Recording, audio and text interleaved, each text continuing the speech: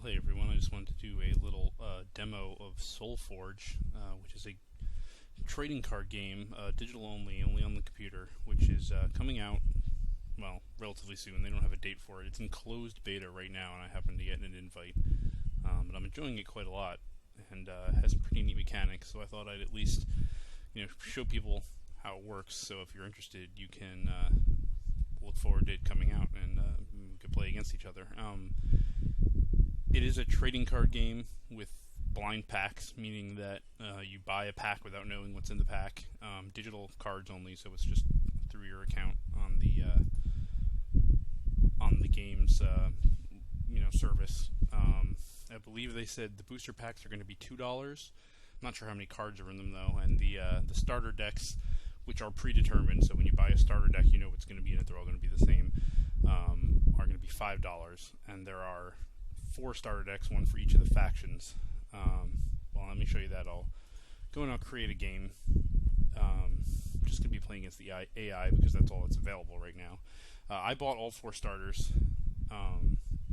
So there's these 2 demo decks, which are the four factions are Aloyan, who are kind of robot people, Utera, which are nature-themed, Necrium, which are like zombies and undead, and Tempest, which are elemental, so they've got like lightning guys and fire giants and all that kind of stuff. Then there's 2 demo decks, which are free to everyone, so when the game is eventually released, even if you buy nothing, you'll have access to these 2 decks. There's one that's Aloyan Tempest and one that's Utera Necrium, and they're okay. They're definitely not powerful. Obviously, if you buy packs and get access to more rare and uncommon cards and construct your own deck, you'll be playing with an advantage. I'm just going to use the Aloyan starter deck because that's the one I like the best. The Aloyan are like the robot cyborg kind of guys. I'm going to play against a normal computer. Usually I play against hard, but I don't want to be embarrassingly defeated, which happens about 50% of the time with a hard computer. I still might lose. I don't want to jinx myself, but it's less likely. And I will just give them a random deck, and we'll play. Yeah, there's no deck construction yet. It's just the starter decks and the demo decks that are in right now, so you really only have a choice of using the starter decks and playing against the AI, but it's still closed beta, so they're slowly adding more things. I understand the next major update is going to add the deck editor, so you'll be able to take the cards you own and create your own deck from them, which will be nice. So, as you can see here, this is the way the board looks when you're playing. You play on a set board with 5 lanes where you can play cards to, and you have 5 and your opponent has 5. And the cards attack straight across the lanes. So when you play a card to one lane, it will attack the card directly across from it and can't attack anyone else. You can play 2 cards per turn, always. There's no resources, it's just you play 2 cards per turn, your opponent plays 2 cards, etc., etc. Then they fight, and the goal is to get your opponent to 0 health. The interesting mechanic of this game, obviously lanes on a mat have been done before by other games, other card games specifically, is that every card in SolForge actually has 3 levels. So you can see, you can double click on a card to bring this up. Here's level 1 of this Matrix Warden. He's got 3 attack, 3 health, and when you play Matrix Warden, target robot you control gets plus 3 health. Robot is a keyword, so some cards in my deck will be robots, like it says here, creature robot, and others won't. But if there's another robot in play when I play him, they get 3 health. But when I play this card, a second copy of that card then goes into my deck, into my discard pile. That's more powerful. This is level 2 Matrix Warden. When I play him, he's 8/8, and target robot gets plus 5 health. And then when I play him, a level 3 version goes into my discard pile. The previous 2 versions stay in the discard pile as well. And when you run out of your disc, you don't actually see it on the screen, but it's there. It keeps track of it. And when you run out of cards in your draw deck, it reshuffles your discard pile and becomes your new draw deck. So every time you play a card, it adds a more powerful version of that card to your deck, and then once you've gone through the deck, this counter here, they call it your level, but what it actually is showing how many times you've gone through your deck. So when you go through your complete deck, this will change to a 2, and then I'll be able to start drawing the level 2 cards because they will have been added to my discard pile, which will then be my draw pile, etc., etc.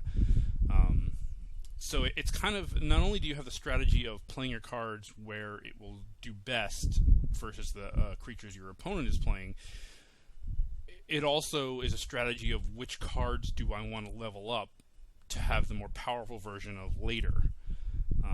It can get pretty complex in the mind games. I can't wait to play against an actual person because I feel like it'll be a bit more challenging because the AI can be fairly predictable. But okay, so he's played a Zithian Hulk, which I can look at here has no special abilities in any of its levels. It's just a powerful creature, has 7 health. So I want to counter, because if he battles me, and this circle here just means it has summoning sickness, they can't attack on the turn they come into play, which is pretty standard for these kind of games. And he only played 1 because the player that goes first only gets to play 1, and then it goes 2-2-2. I want to be able to counter him. Unfortunately, I don't have anyone that could kill him because he has 7 health. But he only does 4 damage, so my Sparkbot will be able to absorb his attack, preventing him from doing damage to me. And then I'm also going to play this Matrix Warden, and he can either give himself or give this guy more health. I'm going to have him give the Sparkbot more health, because then the Sparkbot will actually outlast this guy. So now I've played my 2 cards, so I have nothing left to do. I have to hit battle, which makes everyone fight across their lanes. Well, they didn't this turn, they're all summoning sickness, but normally it would. And then you hit end turn, and you discard your entire hand at the end of every turn. You don't get to keep it. So the computer put out a Flesh Fiend and a Grimgaunt Devourer. This guy's pretty nasty. Anytime a creature is destroyed, any creature anywhere on the board, he gets +1/+1. And that goes up as he goes up in level. That would be bad. If when he snowballs, he gets really powerful. So I want to get rid of him as quickly as possible. And he's also put this Flesh Fiend out, who has no abilities at level 1, but at his higher abilities, whenever you destroy him, it spawns a version of the lower level in that same lane, which can make him kind of annoying to deal with as well. But for right now, he has no special abilities. So I'm actually going to put across from him this Scrapforge Titan, because he's really weak. He's 1/1 armor 1, and what armor does is it just cancels out the first however many damage. So he has armor 1, so the first 1 damage done against him is canceled out. But he's only 1/1, but his second form is 5/5 armor 5, and his third form is 20/20 armor 10, which is extremely powerful. So he's one of these cards that is weak at first, but you want to play because you want the better version of him later. And to counter the Grimgaunt Devourer, I'm going to play another. I'm going to play this Forge Plate Sentry, who is a Guardian type character. He has decent stats, but he also has armor, which makes him harder to kill. He'll be useful later on as well, and he'll be able to kill the Grimgaunt Devourer as soon as they fight. So now I've played my 2 cards. I'm going to hit battle. This guy will do. There's no one across from him, so he will do his damage directly to the computer. These 2 will fight, and he killed him. The health is persistent, so he's down to 1 health, which means he probably won't last that much longer, but that's fine. And the Grimgaunt Devourer actually gained +1/+1 from this guy dying, but I'll still be able to kill him next turn. Unless, well, maybe not. We'll see, because he is probably going to kill at least this guy next turn, which will pump him up 1 more and take him out of my killing range. But anyway, so we'll end turn. So what he just played over there was an ability which it was an event, like an event card. I have a couple of those as well, which I killed his character, and in turn, I believe that one was kill one of your own characters to kill one of your opponent's characters. He did that. He didn't actually kill that guy. He killed this guy, and he killed this guy. So this guy is now up to 9/3. So you can see he's already becoming fairly dangerous. Luckily, I've been doing enough damage to him that he shouldn't be too much problem for me to take out. I'll put another Forge Plate Sentry there to hopefully deal with him. This guy is 1/1, but his special ability is when he dies, you put a stronger creature into his place, and that gets stronger and stronger as he goes up in level, which is it plays off the Necreum. They're playing this deck I'm playing against is the Necreum starter deck, the zombie guys, and they have a lot of cards which play off of their own guys dying. So this character is actually really good for them because you can sacrifice him, and a more powerful creature is automatically put in his place. I am going to play another ScrapForge Titan there. They'll kill each other. He'll spawn a more powerful guy, but now I'll have a more powerful ScrapForge Titan later. Battle. See, they killed each other, which is fine. Got rid of that guy. He did his damage to the computer, so I'm actually winning a little bit now. So we'll end turn. Another Flesh Fiend and a Vengeful Spirit. See, he killed that Death Dealer. His 1 armor. They were both 1/1, but he has the 1 armor, which canceled out the 1 damage. But when the Death Seeker dies, it brings a Spirit Warrior into play, who is more powerful. Vengeful Spirit, I believe, yeah, when it dies, it basically does damage to the creature across from it, usually the creature that just killed it. Okay, so let's play the Synapsis Oracle here. She has a ton of health, so that won't really be an issue for her. And she has an Activate ability, which is basically just once a turn you can make use of it to discard a card from your hand and level it, which is good because normally you only level cards by playing them, but by having her on the field you can actually level 3 cards a turn instead of 2, the 2 you play, and 1 extra one, which is pretty useful. And then we have more of these Matrix Wardens. Munitions Drone is a pretty good card. You can activate it as well once a turn to give a target robot you control +3 attack, and that gets more powerful as it goes up in level. So actually I think I'm going to throw him out on the board. That's my 2 battle. ScrapForge Titan died. And turn. And you can actually, and it probably would have been wise of me to do that that turn, you can actually battle before the end of your turn. So you can basically replace guys that are going to die for sure that turn if you want to. Sometimes it's advantageous to do that. It probably would have been right there, but I didn't. But that's alright. It's not the end of the world. Now, this could be the end of the world. See, we're both level 2 now, which means we've gone through our decks once, and we're starting to go through the second draw, which means the level 2 cards that we've gained by playing their level 1 versions are now starting to come up. And of course, right away he got the level 2 Grimgone Devourer, which is that guy that gets stronger every time a creature on the field dies.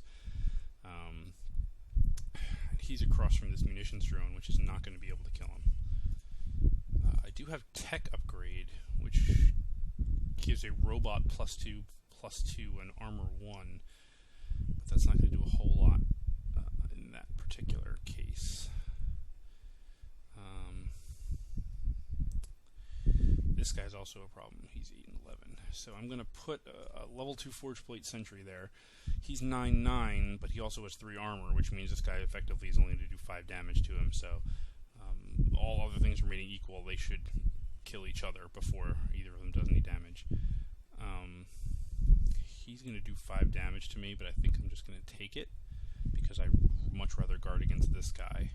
So you'll see here, I've only played 1 card. I'm hitting battle. They go through their battle, which kills him, and this guy did his damage to me, but now I can still play 1 more card because I've only played 1, so I can put somebody here.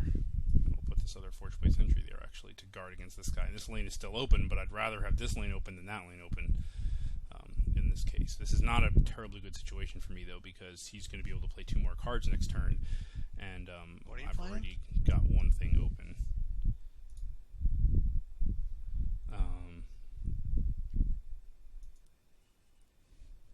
So, well, alright, let me use my Synapsis Oracle's ability to just click on her, and then it's showing me I'm going to actually upgrade that Tech Upgrade card, so if it comes up again, it might be more useful.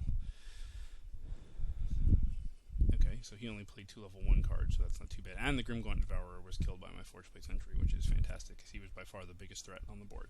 He's got a Graveborn Glutton who does damage when he's destroyed, and another Zithian Hulk, which is just his tank. So this guy is the biggest threat to me. But I have an Alolan General. This guy is pretty good. He buffs the creatures on either side of him with more attack, and that gets more powerful as he goes up level. He also has a ton of health. So I'm going to put him there, which buffs these two guys. And then I've got a level 2 Sparkbot. Sparkbot is just my basic tank, has no special abilities. Just is pretty strong. And I'm going to put him across from this guy because he's got more attack, so he will, one of them is going to go through. I'd rather have the lesser attack go through. Battle.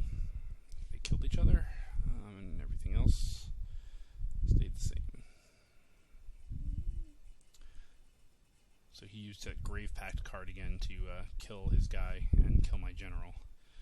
And he played another one of those Death Seekers, so he's got a couple of those out. So now it's my turn again. Ooh, Steel Shaper Savant. I love this card. It's unfortunate I didn't get it earlier because it has no abilities at level 1. But at level 2, when you play a level 1 card, you can give a creature armor 2. And at level 3, it's level 2 or lower, so anything not level 3, you can give a creature armor 3. And that's cumulative and permanent. So if you get one of these guys out and start playing some lower level cards, you can really make your guys really hard to kill. This card I also like, actually, is similar ability. When you play Brightsteel Sentinel, robots you control get armor 5 for this turn only, but it goes up to armor 20, and he's also pretty strong. And he's got a pretty cool picture too. So he makes your guys really hard to kill on the turn he comes into play, which can be really useful. I've also got level 2 of Synapse Oracle, who's the one who levels cards, so I'm definitely going to bring her out. She's got 15 health, so she'll absorb this guy pretty handily. Then I've got Sonic Pulse, which reduces the attack of my opponent's cards. Wouldn't save this guy anyway, because he's only got 1 health left, so I think I will put out my Steel Shaper Savant and hope that I can get his higher level guy later in the game. Battle. They killed each other, but I'm in a good position now. I've got 3 lanes occupied. So, see, he has to battle on his turn as well, so my guy did damage to him, even though he, it wasn't my turn. Okay, so here's level 2 of Scrapforge Titan. Yes, he's going to live. He's not going to live, so actually let's battle now. Then put the Titan there. He'll live through this guy's attack because he's got 8 attack. He's got only 5 health, but he has armor 5, which means effectively the first 5 are going to be canceled, and this guy's only going to do 3 damage to him, which isn't going to be enough to kill him. Then we'll put out an Ionic War Charger. I haven't used these guys yet, although usually I do. I haven't seen them come up that much, but they're strong, relatively strong, and they also have Move 1, which is a pretty important ability in this game. Not a whole lot of guys have it, but it lets you move this many number of lanes. So, in other words, once a turn, I can move him either here or here if it were empty, which can be, as I'm sure you can imagine, very useful. And it reminded me I haven't used my Synapse Oracle, who lets me discard cards, so I'll use her on my general. Level him up.